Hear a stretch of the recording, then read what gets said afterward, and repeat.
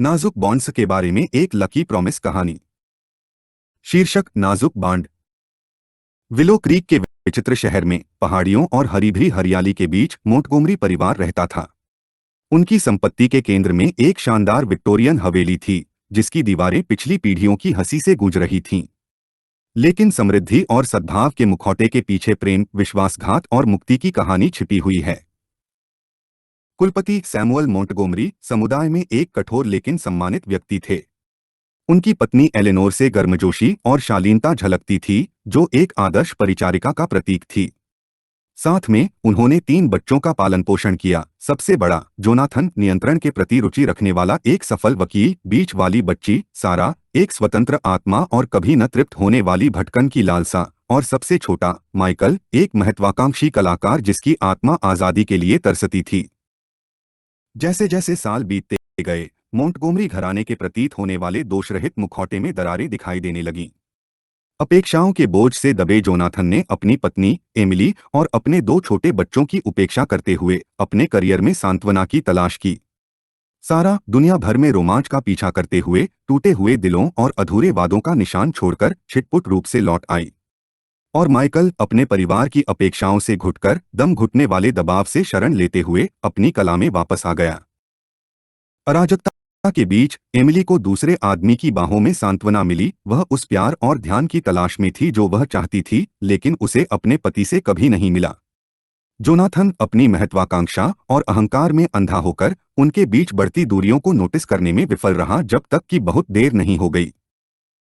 इस बीच सारा की भटकन उसे एक आकर्षक अजनबी की बाहों में ले गई, जिसके रोमांच और जुनून के वादों ने उसके बेचैन दिल को मोहित कर लिया। चेतावनी के संकेतों को नजरअंदाज करते हुए वह एक ऐसे बवंडर भरे रोमांस में शामिल हो गई जो उसके परिवार के नाजुक संतुलन को चकनाचूर कर देगा। जैसे ही तनाव सतह के नीचे उबलने लगा, एक त्रासदी ने मोंटगोमेरीज पर हमला कर दिया, जिसने उनके अस्तित्व के ताने बाने को तहस-नहस कर दिया। एलेनोर गंभीर रूप से बीमार पड़ गई। उसकी जीवंत आत्मा हर गुजरते दिन के साथ कम होती जा रही थी। सैमुअल को अपने जीवन के प्यार को खोने की संभावना का सामना करना पड़ा। उसने खुद को अपने अतीत के राक्षसों से जूझते हुए पाया, पश्चाताप और चूक गए अवसरों से परेशान था।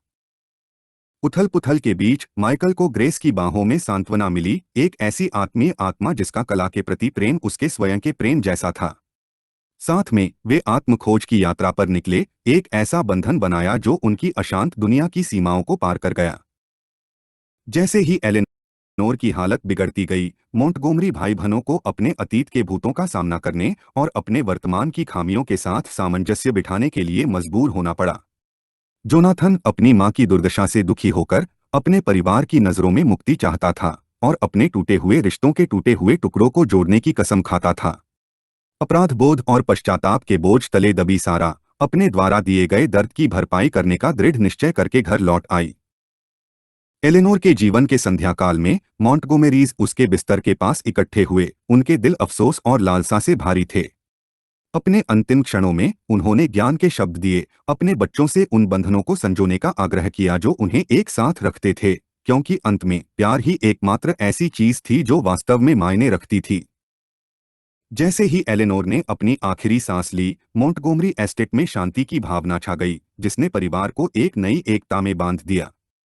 नुकसान के बाद उन्हें एक दूसरे के आलिंगन में सांत्वना मिली। उनका प्यार पहले से कहीं अधिक मजबूत हो गया।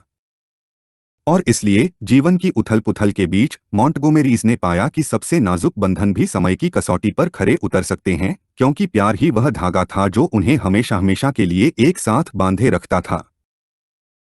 एलेनोर के निधन के बाद मोंटगोमरी परिवार ने खुद को एक चौराहे पर पाया। प्रत्येक अपने स्वयं के राक्षसों से जूझ रहा था और अपने तरीके से मुक्ति की तलाश कर रहा था। जोनाथन, जो एक समय अपनी महत्वाकांक्षा से त्रस्त था और अपने परिवार के प्रति उपेक्षित था, ने अपने करियर पर अपने प्रियजनों को प्राथमिकता देने का सचेत प्रयास किया। उन्होंने एमिली और उनके बच्चों के लिए समय निकाला और उन्हें वह ध्यान और स्नेह दिया जिससे वे लंबे समय से वंचित थे। साथ में वे अपने टूटे हुए विवाह के मलबे के नीचे दबे प्यार को फिर से खोजते हुए उपचार की यात्रा पर निकल पड़े। अपने लापरवाह कार्यों के परिणामों से आहत सारा ने अपने अतीत का सामना करने और अपने द्वारा दिए गए दर्द के लिए संशोधन करने का संकल्प लिया। वह उन लोगों के पास पहुंची जिनके साथ उसने अन्याय किया था, दिल से माफी मांगी और विनम्रता और ईमानदारी के साथ माफी मांगी। दयालुता और निस्वार्थता के कार्यों के माध्यम से उसने अपने द्वारा जलाए गए पुलों को फिर से बनाना शुरू कर दिया और धीरे धीरे लेकिन निश्चित रूप से अपने परिवार का विश्वास और सम्मान वापस अर्जित किया। इस बीच माइकल को अपनी कला में सांत्वना मिली। उसने अपने दुहक और पीड़ा को अपनी पेंटिंग में दिखाया। ग्रेस के साथ उन्होंने अभिव्यक्ति और भावना की नई गहराइयों की खोज करते हुए एक रचनात्मक यात्रा शुरू की। साथ में उन्हें जीवन की सुंदरता और मानवीय भावना के लचीलेपन में प्रेरणा मिली। उनका प्यार सबसे अंधेरे समय में आशा की किरण के रूप में काम कर रहा था। जैसे जैसे मौसम बदला और अतीत के घाव ठीक होने लगे, मोंटगोमेरी ने खुद को खून से भी मजबूत बंधन में बंधा हुआ पाया। वे हंसे, वे रोए, उन्होंने प्यार और हानि की कहानियां साझा की, साथ के सरल सुखों में सांत्वना पाई।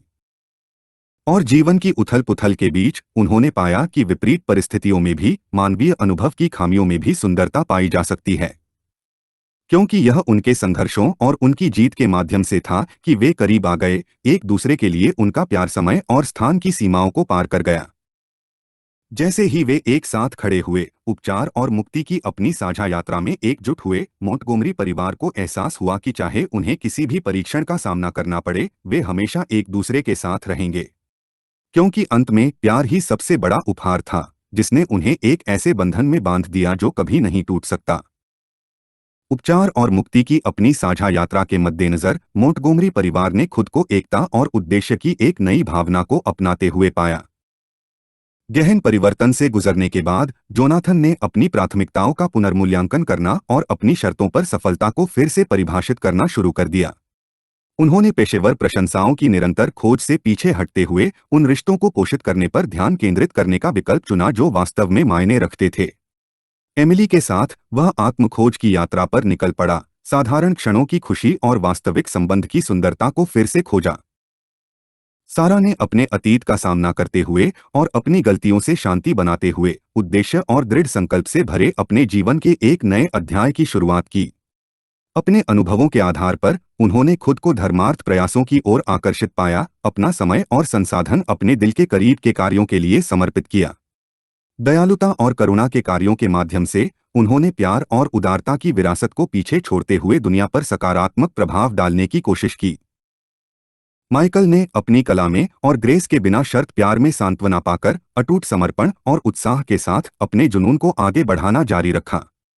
साथ में उन्होंने नए कलात्मक उद्यम शुरू किए, नए माध्यमों की खोज की और अपनी रचनात्मकता की सीमाओं को आगे बढ़ाया। कला के प्रति अपने साझा प्रेम के माध्यम से उन्हें उद्देश्य और पूर्ति की भावना मिली। उनकी रचनाएं प्रेम और लचीलेपन की शक्ति के प्रमाण के रूप में काम कर रही थीं।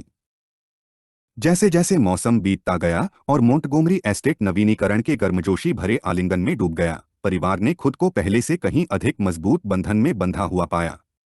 वे हंसे, वे रोए, उन्होंने छोटी छोटी जीतों का जश्न मनाया और अपरिहार्य तूफानों का सामना किया, यह जानते हुए कि एक साथ मिलकर वे किसी भी बाधा को पार कर सकते हैं। और जीवन की उथल पुथल के बीच उन्होंने साथ के सरल क्षणों में शांति पाई, उन यादों को संजोया जो उन्होंने बनाई थीं और आगे आने वाले रोमांचों की प्रतीक्षा कर रहे थे। अंत में उन्हें एहसास हुआ कि यह भव्य इशारे या भौतिक संपत्ति नहीं थी जो सबसे ज्यादा मायने रखती थी, बल्कि प्यार था जिसने उन्हें एक परिवार के रूप में एक साथ बांधा था। और इसलिए जब वे विकास और परिवर्तन की अपनी साझा यात्रा में एकजुट होकर हाथ में हाथ डाले खड़े थे, मोंटगोमेरीज को पता था कि भविष्य में चाहे कुछ भी हो, वे प्रेम की स्थायी शक्ति द्वारा निर्देशित होकर एक साथ इसका सामना करेंगे। जैसे जैसे मोंटगोमरी परिवार ने विकास और परिवर्तन की अपनी यात्रा जारी रखी, उन्हें नई चुनौतियों और अवसरों का सामना करना पड़ा जिन्होंने उनके संकल्प का परीक्षण किया और उनके संबंधों को मजबूत किया। जोनाथन ने अपने करियर और पारिवारिक जीवन के बीच एक नया संतुलन पाया, अपने पेशेवर क्षेत्र के बाहर व्यक्तिगत विकास और संतुष्टि के रास्ते तलाशने शुरू कर दिए। परोपकार के प्रति अपनी मां के जुनून से प्रेरित होकर वह सामाजिक न्याय और समानता की वकालत करने के लिए अपनी कानूनी विशेषज्ञता का उपयोग करते हुए समुदाय के भीतर धर्मार्थ पहल में सक्रिय रूप से शामिल हो गए। अपने प्रयासों के माध्यम से उन्होंने अपनी मां की करुणा और उदारता की विरासत का सम्मान करते हुए जरूरतमंद लोगों के जीवन में एक ठोस बदलाव लाने की कोशिश की। सारा दुनिया पर सकारात्मक प्रभाव डालने की अपनी इच्छा से प्रेरित होकर आत्मखोज की यात्रा पर निकल पड़ी जो उसे दुनिया के दूरदराज के कोनों तक ले गई।